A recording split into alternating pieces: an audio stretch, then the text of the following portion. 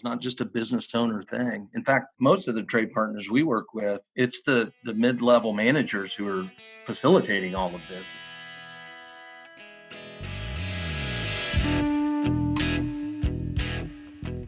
This is the Construction Leading Edge podcast from constructionleadingedge.com. My name is Todd DeWalt. It's my job to help you, the small construction business owner, eliminate chaos, maximize profitability in your business. This is the podcast for the construction business owner. And in this episode, we're going to be attacking the skilled labor shortage and talk about several things. Here's what you're going to get out of this podcast. You're going to learn about a group of people whose misconceptions about our industry are affecting young people going into the trades. And this is a group of people that I've never heard anybody mention before, but they're very important. You'll also hear about what is missing from most approaches that people are using to solve the skilled labor shortage and get more people into the trades. You'll find out what is a home building immersion trip. You'll also find out what's in it for builders and trade partners to get involved with creating pathways for young people into the trades. And then you'll find out about what you can do to get involved with this. This is a great program, great conversation with Scott Wentz and Whitney Higgins from Builders Bridge. And this is a great conversation. You're going to get a lot out of this. A couple of things I want to share with you before we get into that. A few resources. First of all, I want to talk about Company Cam. So as a contractor, you manage a ton of jobs every day and trying to keep up to speed with everything that's going on and ensure that work actually gets done. Maybe it takes up way too much of your time. And that's where Company Cam comes in. Imagine this. Every photo that your guys take at a job site is automatically organized by location, and it's instantly synced from the field to wherever you are. So that now you'll know exactly what's happening across your company. You'll be able to communicate more effectively, and you'll be able to cover your butt from future claims. Document your jobs, communicate with your crews, and protect your company, all with Company Cam. It's the only app that every contractor needs. Right now, you can claim your 14-day free trial, plus get 50% off your first 2 months over at companycam.com/CLE. If you manage a crew or a construction site or a company, then you know that dealing with all the communications and trying to make sure everybody has what they need can drive you crazy. So if you're using text messages, then one of the problems you're dealing with could be that messages and pictures aren't saved, they're not organized, they're not searchable, which makes it impossible to refer back to conversations if there are ever disputes with a client or a trade partner. So Field Chat is the ultimate text messaging platform for construction sites. That's what it specializes in. It doesn't have a bunch of feature bloat that you don't need. It is a text messaging platform specifically designed for construction sites. It eliminates what I call the Bermuda Triangle of information, where information goes from the field to the office to the client, and it just disappears. It also integrates with several of the big platforms like PlanGrid and Procore. And here's what it means to you. It means accelerated progress, fewer mistakes, less rework, less chaos, all by making project communications more effective. Right now, Field Chat is offering you, the Construction Leading Edge listener, 15% off. You can grab your account over at fieldchat.com/edge, EDGE. Go get your account right now and see how it feels to have communications that free up more of your time. One other thing I want to mention is an issue that I hear from contractors on a weekly basis. They tell me things like, Todd, we're busier than ever. I have more work in backlog. I have more employees, but we're not making the money we should, or we're making less money than we have when we had less work, or we're actually losing money. And I'll cut right to the chase. The problem is profit bleeds. There's plenty of profit in the projects, but that profit is bleeding out through a variety of ways. And what you need to do, if that's you, is you need to identify those profit bleeds and then put systems in place to eliminate the profit bleeds. If that sounds familiar to you, if you are losing profit. If you feel like profit is bleeding out of your projects, go back and listen. I want to tell you about two things. One, go back and listen to episode 156, where I walk through 8 profit bleeds that cause really busy contractors to lose money. Secondly, if that's you and you're concerned about that and you want to put together a plan to eliminate those profit bleeds, then let's set up a free strategy call. I would love to get on the phone with you, walk through some of those profit bleeds, and help get you started mapping out a plan to eliminate those profit bleeds. All you need to do is go to my website, constructionleadingedge.com, push the red button that says schedule a free call, and we'll get on a call, talk through those profit bleeds, and help you put together an action plan to stop that bleeding. Now, without further ado, let's get into my interview with Whitney and Scott from Builders Bridge. Enjoy. All right, so I'm here with Whitney and Scott from the Builders Bridge program. We're going to talk a little bit about their background and what they're up to, but let's jump into it with this. Obviously, the skilled labor shortage is a huge problem that's getting a lot of attention these days. But Scott, I'll start with you. What are some of the common mistakes in the approach to solving this problem that you saw that led you to get involved with what you're doing to address the skilled labor shortage? Well, Todd, I think that it's less about one specific problem than it really was a reality that the home building industry is one of the most networked industries in the world, literally. I mean, it's what I like to say, it's very deep and and very wide in terms of the different companies and associates and stakeholders that are involved and that it takes to build one house. But as we started to think about how we could do something about the labor shortage, excuse me, the one thing I realized is that there was a lot of things that were being done within the industry, but it was segmented and there was lacking synergy. And so that was really the reality that drew my attention first. And then secondly, it was I was part of many different groups and boards and organizations that were trying to do things to create real jobs, but they would hit a roadblock and then it would end. And we just felt like there has to be a way that we could build a bridge between the opportunities that existed in the home building industry and the needs of community. And really, that was the space we entered into first, with the mindset of how could we collaborate locally with schools and trade partners to try and connect them together. And what I'd experienced and saw that didn't work, something would come up.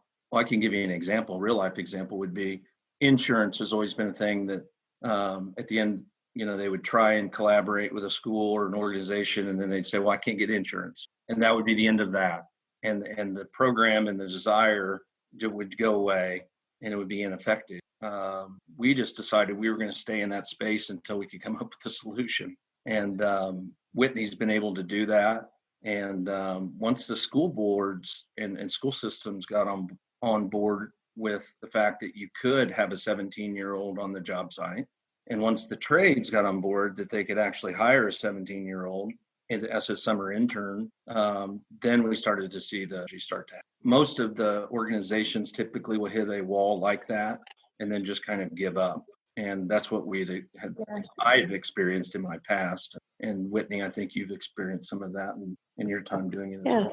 Yeah, I think it's not necessarily what is wrong with an approach that someone else might be doing, as much as what is, 1, for us, replicable, 2, cost effective, 3, time effective, and just overall getting results.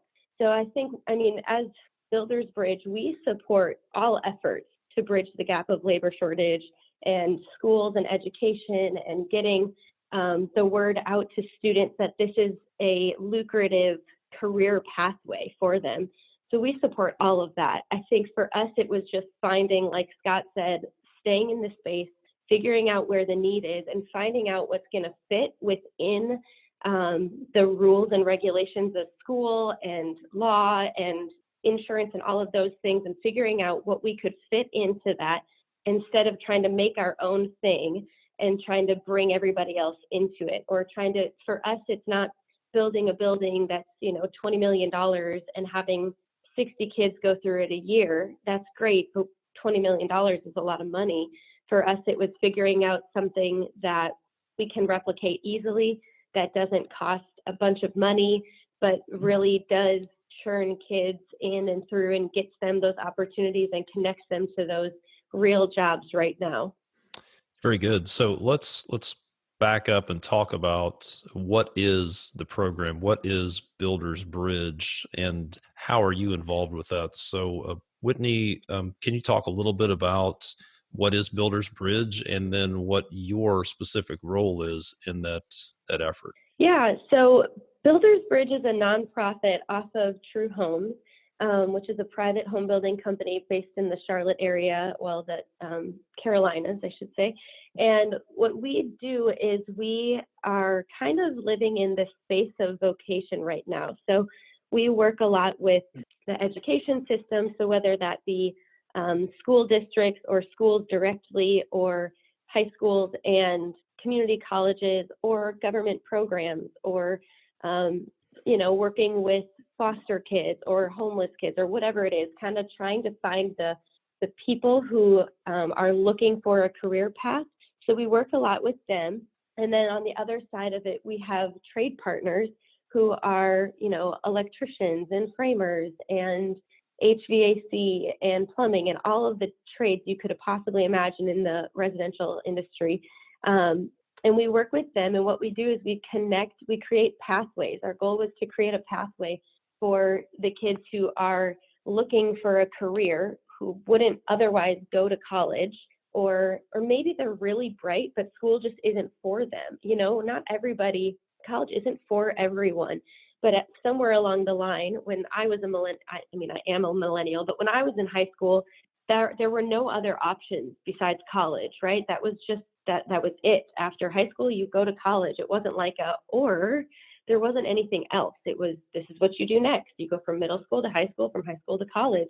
And so what we've tried to do is to create a pathway that says, okay, college, or what about this other opportunity? What if you like to work with your hands? What if college isn't for you and you want to get into administration or estimating or whatever? There are other avenues in the office, and there's avenues in the field in this industry. So we've tried to create a pathway by mostly through two programs we've done this. So the first is these home building immersion tours. So what they are is it's basically a field trip. And we can provide these field trips for anyone in high school or even in the college range, or these government program ranges as well. So we bring anywhere from 30 to 100 kids out to a True Homes neighborhood, and they go from house to house to house, and it's a legitimate tour. They're going to hear from 5 to 6 different trades. So it could be HVAC, landscaping, plumbing, electrical, masonry is always a big hit. And they hear from these trades. They hear how much money they could make. They hear benefits. They hear what a job would look like. They hear about their career path, how they went from, $7 an hour when that was minimum wage, and up until now they're making 6 figures as the president. And how did they do that? And so they'll tell their story, and they'll kind of just get them, and then they'll get to do a hands-on activity. So the masonry company, they have the kids actually lay brick. They teach them how, and then they lay brick. The HVAC company, they give them the parts and the plans for a gas line, and they kind of put that puzzle together. So they really get that hands-on experience. Then they hear from our builders, and they have a tour guide who is an employee of True Homes who works in the office. So they get to hear about that side of the business, how it's more than just in the field. So basically from those events, what we do is we give them a survey and ask them how interested they are in this. And then from there, we reach out to them if they say, I really want to pursue this as a career, or they say, yeah, I think so, I just need some more information. We'll kind of direct them to our website and to their career development coordinator, which is a guidance counselor. And basically they can learn more about it. If they're interested in this, if this is something that they'd like to do in the future, then we connect them to our internship where they have to apply, they have to do resumes, they do an interview, and then basically our trade partners are given the opportunity to bring them on for 8 weeks in the summer for a paid program, for a paid internship. Now, the reason it's paid is kind of important because some of the kids that we work with, they contribute to their family's income. And so we want to be able to offer that to them, that they can still be a part of this. So yeah, it's a great program. The internship is awesome. We had our first summer pilot program last year. 9 kids came in and completed the program, and all have really great stories. And now we're going to launch the program in 2 additional cities this summer. So we'll be in 3 locations, but that's kind of Builders Bridge. But we always, like Scott always says, we want to stay in the space and stay open to whatever opportunities kind of come up that we can, and needs that we can fill. Amazing. Yeah, we'll talk about some of those kids' stories in a minute. I'm very curious to hear about it from their perspective. I'd also like to talk about some of the frequently asked questions that you get from students, maybe the misconceptions about the trade. We'll get to that in a few minutes. But Scott, talk about your role in Builders Bridge and where you're coming from with this. Sure.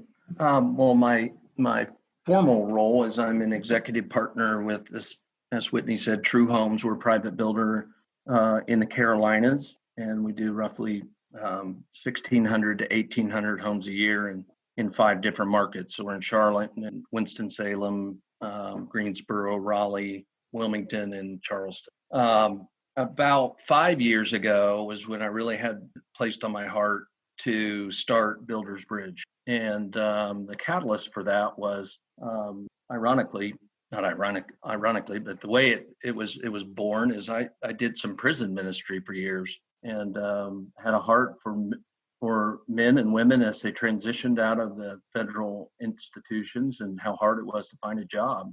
I was always thought that, again, the home building business is so networked that the opportunity, potentially we could create a bridge to help build a connection between the opportunities and the needs. That was where Builders Bridge was born out of. Since then, we made it formal about 3 years ago, in 2017. And really that first pathway is something that we may do down the road. That never really ended up being what we did, but what we realized was this need for vocation was real. And the vision of Builders Bridge is to bridge the gap between opportunities and needs. And we saw a real need, obviously, in our industry. So a year ago, I'd gotten to a place where I'd pushed it about as far as I could go. I still have a full-time job, and just couldn't give it enough time and attention. So we went and hired Whitney to be our programs and partnership manager for both Builders Bridge and for our True Foundation. And so obviously, from what you've heard, she's done a fabulous job of putting things together and continues to grow what we had envisioned all along. And a couple things I would add to what she said, because I think it's super part of the first question you asked about some of the roadblocks. I think one of the biggest roadblocks, and Whitney reminded me of it when she was going over the intern programs, is that you have to make it easy for the trades and for the school. And so as soon as you make it more complicated, people will give up.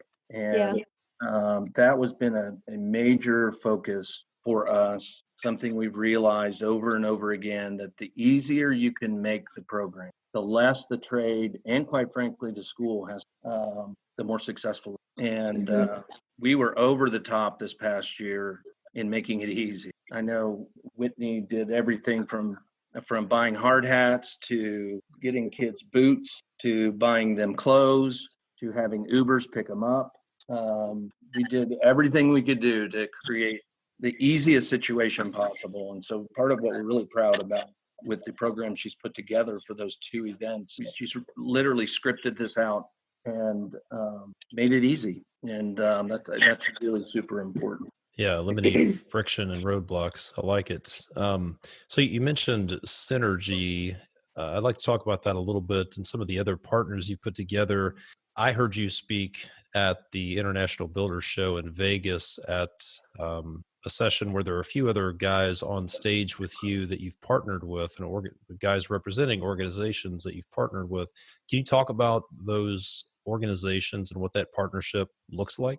Yeah, certainly. We entered into a partnership with Purdue University. That's where I went to school, and I had been connected with the head of the NAHB program there, and had heard that he was working on this global online program, and where they would utilize the YouTube platform to create a learning mechanism for the home building industry. And not necessarily a how-to. There's a bunch of programs out there for that, but it was a more holistic program that literally would become available for any school system in the United States that wanted to use it.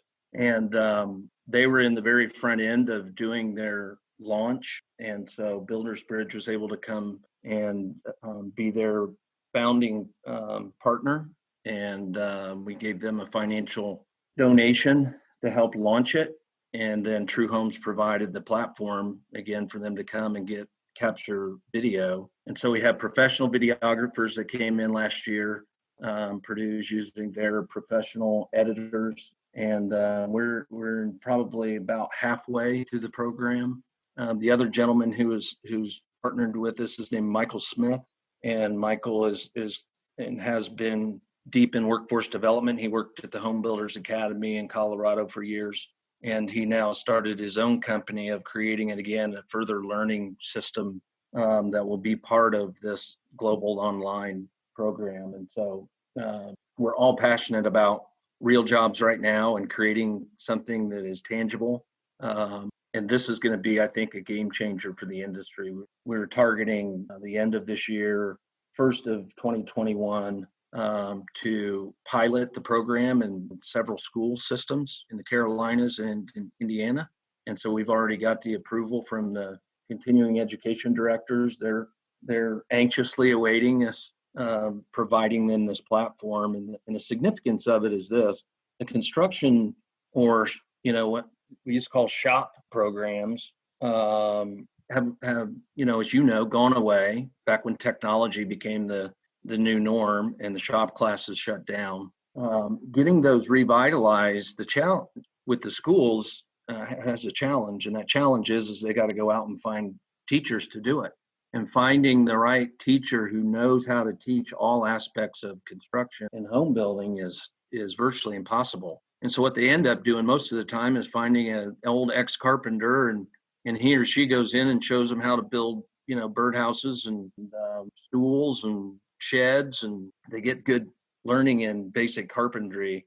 But as you well know, that isn't home building. That's one aspect of home, significant, just one. And so the ability to provide these school systems a platform that's virtually a turn it on, turn it off, and the students then can pursue it as deep as they want to go is really, as we've been told multiple times from the school systems, very, very important and valuable to them. So that's the program we're working on right now, and more to come on that.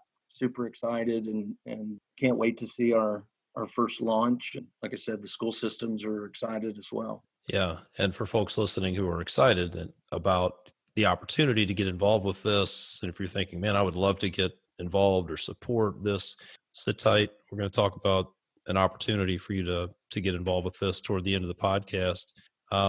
Whitney, let's talk about it from the student's perspective.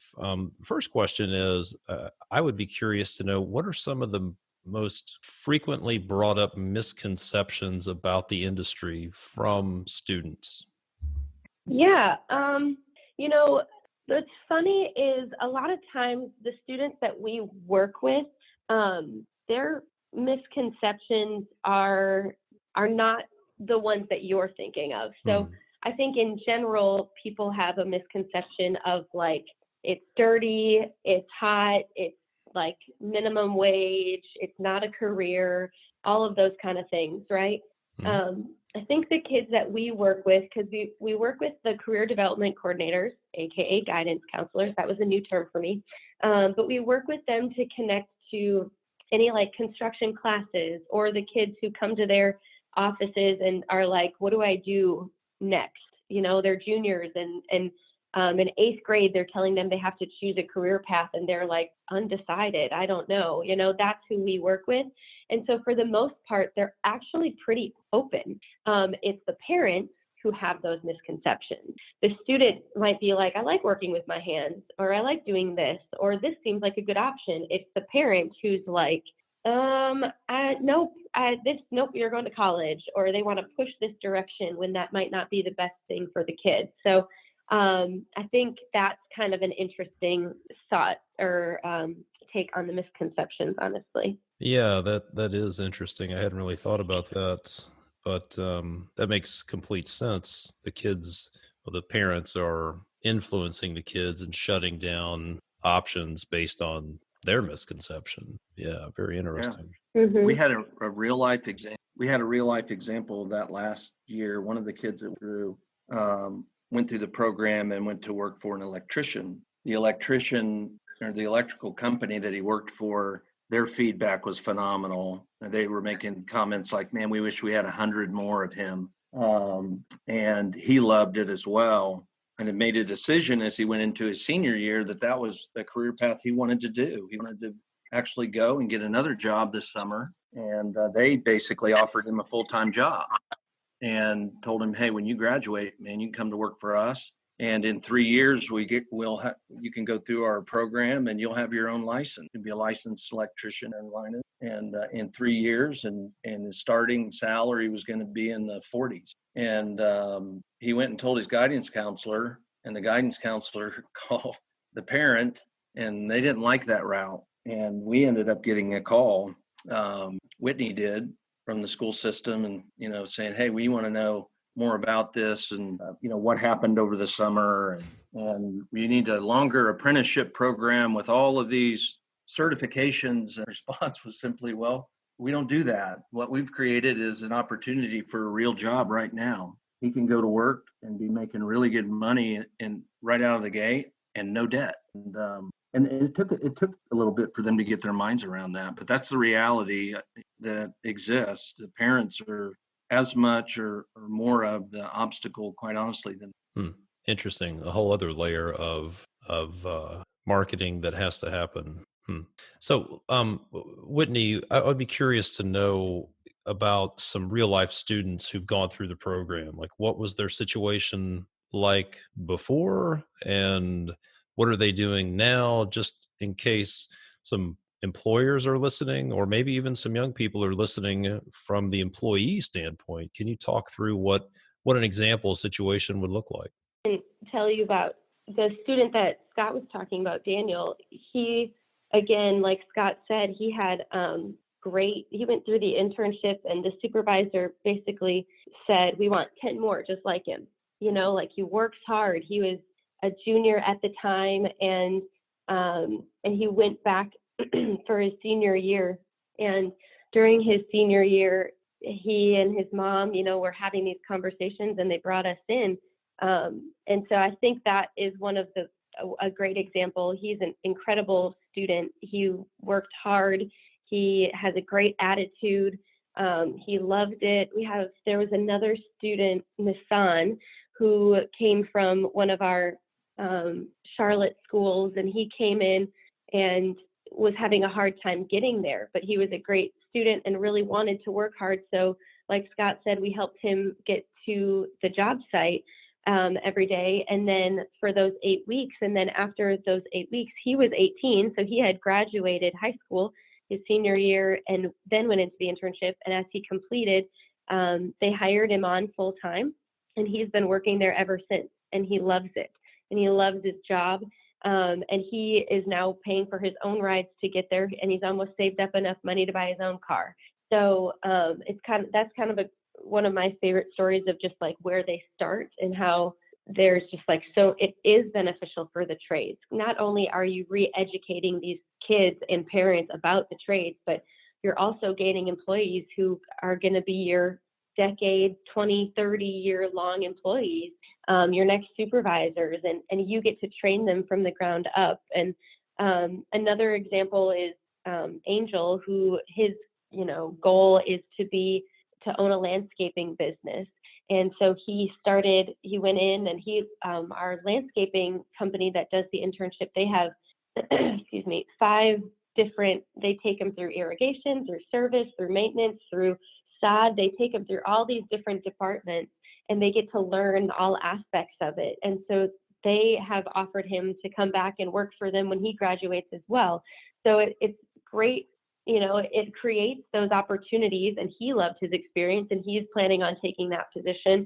And I think for the legal side of it, there is definitely a workaround for some of those hazardous conditions because of the type of program that we are.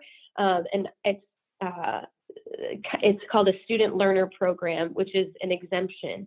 So because Builders Bridge is a student learner program and these schools and partners are a part of Builders Bridge, we have a workaround. So that has allowed us to create those opportunities.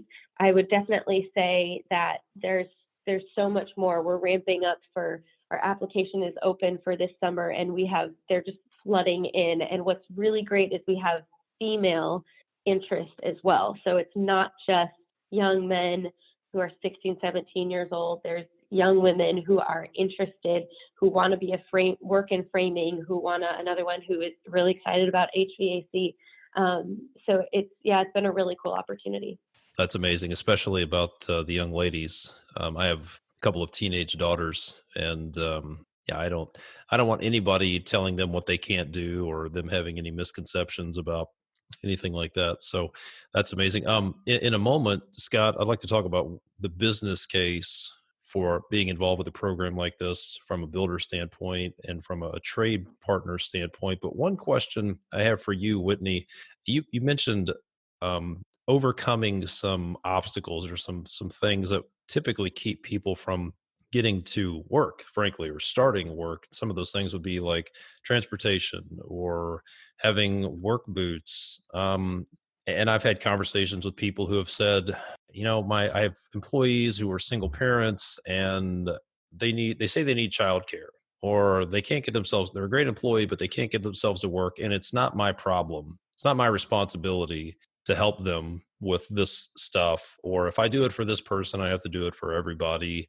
What are some of the easy to solve barriers that you would advise employers to look at and address in different ways, like work boots and transportation? You mentioned you're helping by getting them Uber rides to work, but what would you say to those employers? What are some things that may be getting in their way that they can do pretty simple things to solve? Yeah. I think part of it is discernment in knowing, is this, because we had some kids who came into the program and they didn't try and get rides. And so for me, it was like, well, that's different. If you're not showing me that you're going to work hard once you get there first. And second of all, you're not going to work hard before you get there. So I think that's accurate, that, and most employers can sense that, right? That this is a guy who isn't trying on the job. He's not going to try before the job. But those cases where it's like they are interested, but they have to get over that hump. I think what's great is, like, for us, we are happy to buy you work boots. That's not an expensive thing. It's a small line item for us to help get some kids steel-toed shoes or to get them a hard hat. I think for us, it's kind of like you eat the cost of that because, maybe they don't work for you for 10 years. Maybe they go work for somebody else. But that's a little bit more like the investment into, they might not work for me. They might go into the full industry. And I think you kind of have to have some of that if you're saying you're trying to solve or be a part of the solution for this big industry-wide issue. Part of it is knowing, like, your return on investment might not be 100% for you. You might connect a kid who interns for you to a different company, and that's still a win. So I think there's some of that. I think then of the people who you're like, like one of our interns, Nissan, who's still working there, who needed those rides, like he was going to work hard, and you could just, tell there's attitude. And he is invested in this company. He loves this company. And knowing when those cases happen and just helping him, like helping him get over that hump a little bit, because then you're going to see him be able to buy that car himself and pay for those Uber rides himself. And he's learning that responsibility as well. But some people have, hit a rough spot. I had one kid whose mom got sick. And so he had to drop out of school for 2 years because he had to bring in the income to support his family. And he deserves a shot, like he had to be responsible in those times. And some of it is saying like, you know what, I want to give this kid a chance and I want to help him, even though it's going to cost me a little something. And I just implore people who kind of look at those obstacles and are like, nope, too much work, just to like, yeah, but what if he works for you for 25 years? Or what if he doesn't, but you can help set him on the right path for the rest of his life? So yeah, I think it is a little bit less about return on investment in some of those cases. But again, finding solutions, like, yes, I want to help you come up with solutions, we definitely, I think that's a part of it is you don't have to do this on your own. And I think that makes it different. Did I answer your question? Yeah, I think that's a great perspective. Don't take such a siloed approach to where you're looking at some sort of transaction where, well, if I invest in this person, I've got to get it back out of them personally. Yeah. I like the idea of looking at it from the impact that your investment might have on their life. Who knows? You could change the entire trajectory of their life by giving them a shot. So I would encourage people to think about, when you're advertising for a job, the boilerplate language might be like, maybe for the last 15 years, you've said must have dependable transportation. Well, you may want to consider taking that off and looking for other solutions, or maybe even think about helping people on the front get started with an initial stipend to buy the right clothes. Yeah. Instead of expecting them to bring everything to the table, you may have to invest a little bit. And I would also say, as an employer, think about the folks who've had a rough spot. And I can tell you, when an employer takes the initiative and invests in somebody and says, "Hey, we're gonna give you a shot. We believe in you, and we're gonna go a little bit out of our way to help you," that you're gonna have a really motivated employee. That employee is gonna feel valued, and you're gonna get that back, I would say, in spades. That's an investment that will always pay off. So great stuff, Whitney. Scott, let's talk about it from the employer's standpoint. What's the business case for getting involved with a program like this for builders and trade partners? Well, I think the overriding business case is less about business and more about people. And honestly, as Whitney mentioned, and you can tell just by hearing her explain her approach and our approach, she's got a heart to help people. And there has to be that desire at your core to just help people in general. If you're going to be in this space of vocation and you're working with kids, you have to have a heart for it. And so regardless of the benefits of the business, if you're absent that, it isn't going to work anyway. And then also from the trades standpoint, I'll start with them first. Besides the obvious that you can get a long-term employee, you have to ask yourself and really challenge yourself, do you really have a desire to hire? And I've pitched and presented Builders Bridge across multiple markets and in front of groups of hundreds of trade partners and said, who would be willing to participate in this program? And every hand in the audience would always shoot up. Well, then when it came time to actually get real and say, okay, we need you to step up and get 2 internships this summer, those same hands went down by about like half. Again, there has to be this core desire as a business owner that you really want to first help kids. And then if you have a desire to hire, then you need to fulfill that and not make it so complicated that, you say you're participating, but you're really not.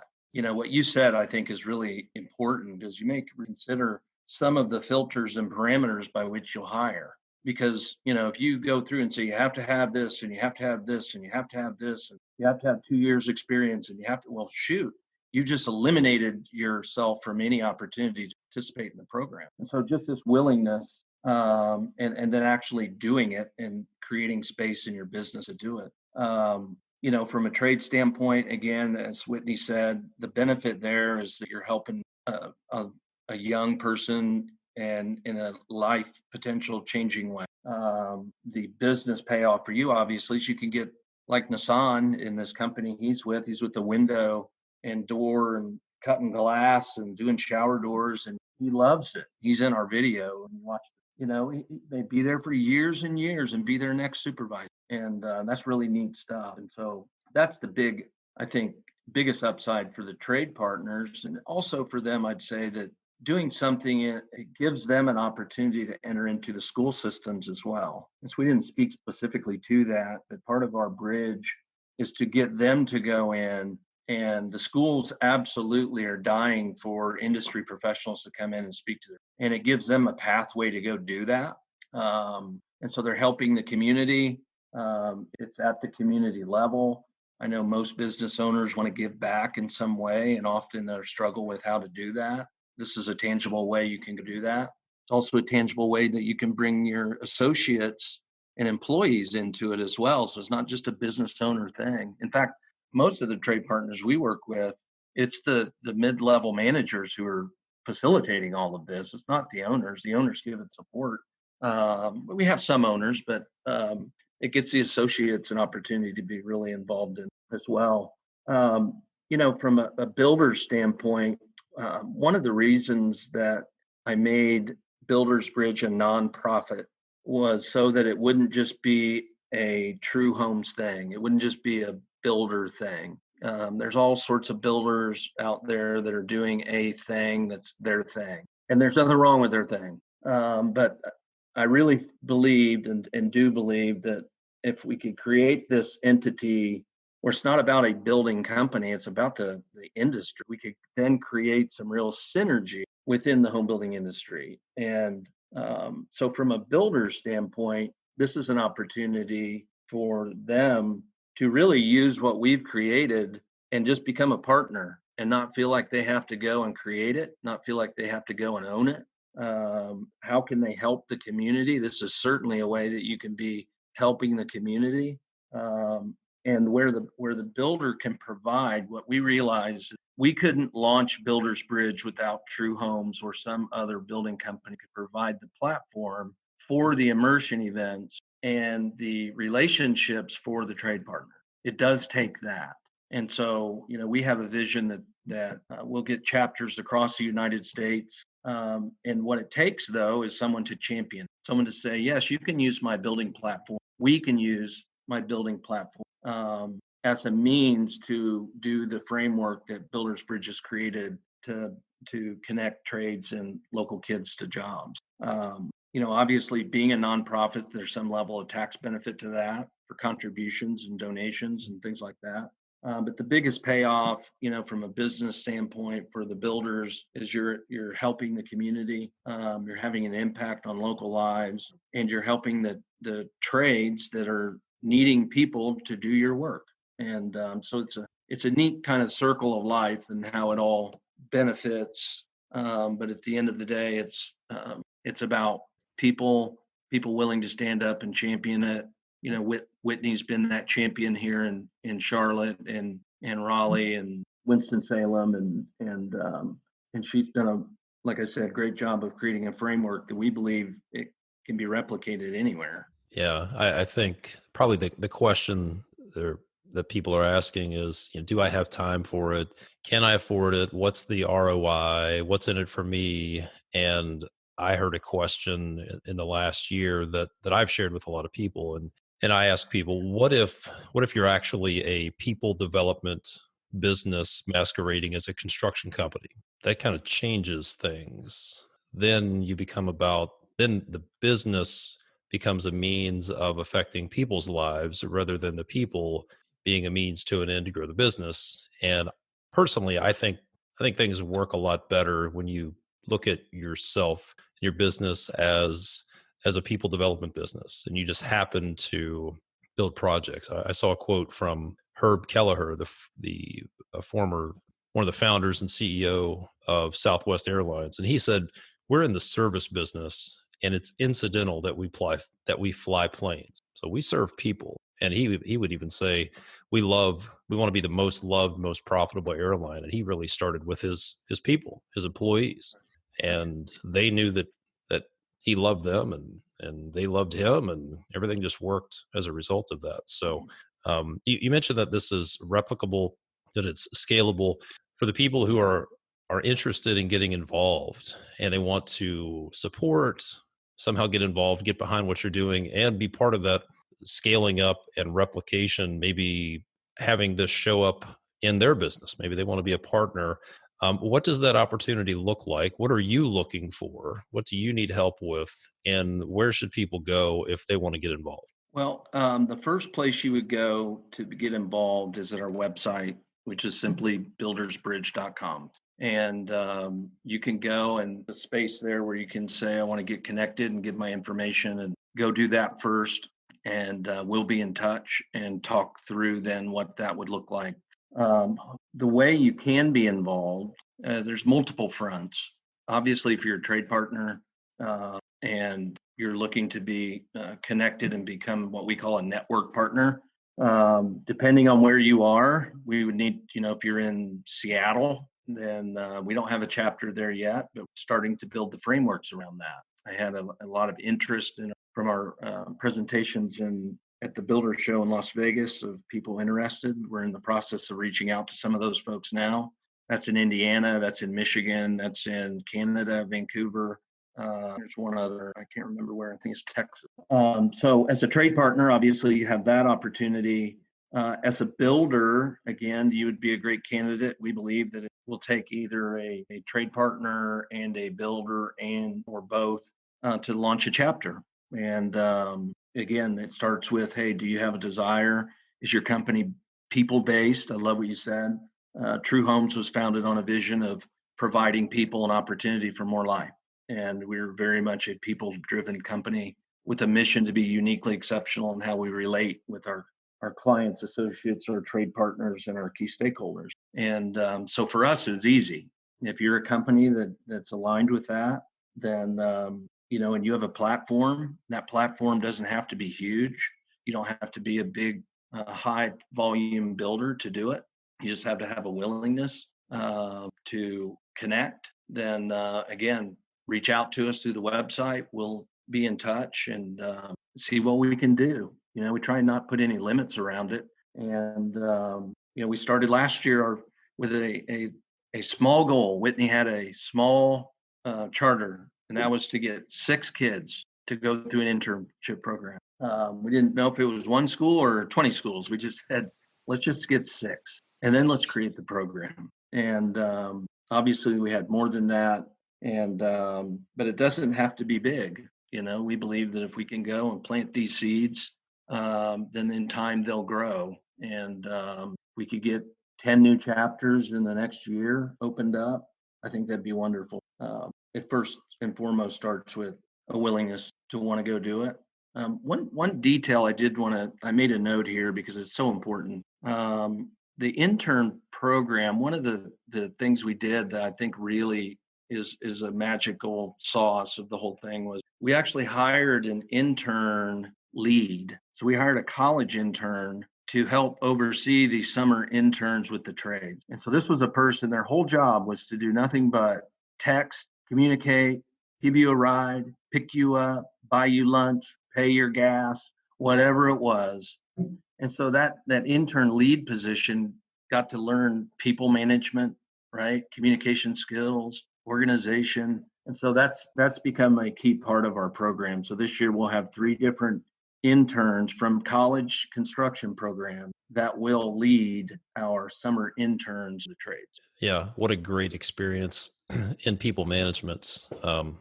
Fantastic. Well, I am signed up to your email list at the bottom of buildersbridge.com. I've put my email address in there to get to stay in touch, find out new opportunities and updates. I would encourage everybody to go to buildersbridge.com, get on that list, stay connected. And if you feel like you need to get involved with this, but you're not really sure how, then you just need to get involved. commit and then calculate, because you'll always be able to find excuses and reasons why it won't work. But if you deep down know you need to get involved, then my advice is just commit, say, yes, I'm going to do it, and you'll figure it out later. If you just know it's important, then do it, and don't listen to the excuses. So, Scott, Whitney, thank you so much for everything you're doing for the industry. Thanks for taking the time to come onto the podcast and share about this. Hopefully you get a lot of folks who are listening to the podcast who contact you and get behind what you're doing. So thanks again. Great. Thanks, Todd. Hope you enjoyed that. Be sure to go to buildersbridge.com, get on their email list, reach out to them, get involved. This is something that we all need to get involved with. Together, we're going to solve this problem, and it's a great opportunity. So go to buildersbridge.com to find out more information, connect with those folks, and get involved. Also, remember, with Company Cam, there's no more second guessing about what's getting done on your job sites or pestering your crews to send you pictures. Every photo that your guys take on the job is automatically organized by location and instantly synced from the field to wherever you might be, in the truck, in the office, on your boat, whatever it is. So now you'll know exactly what's happening across your company. You can get your free 14-day trial, plus get 50% off your first 2 months over at companycam.com/CLE. And if you're looking for a good platform to eliminate the Bermuda Triangle of information between the job site, the client, and the office, check out fieldchat.com/edge. It is the ultimate text messaging platform for construction projects. That's what it's going to do for you. It integrates with some of the big platforms, and it's going to eliminate rework, eliminate chaos, and help you focus your time on the stuff that's really important. So go to fieldchat.com/EDGE, fieldchat.com/edge. And if you want help mapping out a plan to eliminate the profit bleeds in your business, if you're busier than ever and you're not making the money you feel like you should, or you're losing money, there's help available. I'm going to help you put together a plan to stop that bleeding. Go to constructionleadingedge.com and click the red button that says schedule your free call, and I want to help you out. Thanks so much for listening. I appreciate the ratings, the reviews. If you could take a moment and leave a rating, leave a review, that's going to help get the word out there to more people. And if you could share this podcast with somebody who's passionate about construction, somebody who's passionate about getting young people involved in the trades, then shoot them a text, send them an email, tell them to check out this episode and help them get involved. As always, my name is Todd DeWalt from constructionleadingedge.com. Thanks for listening. I'll see you next time.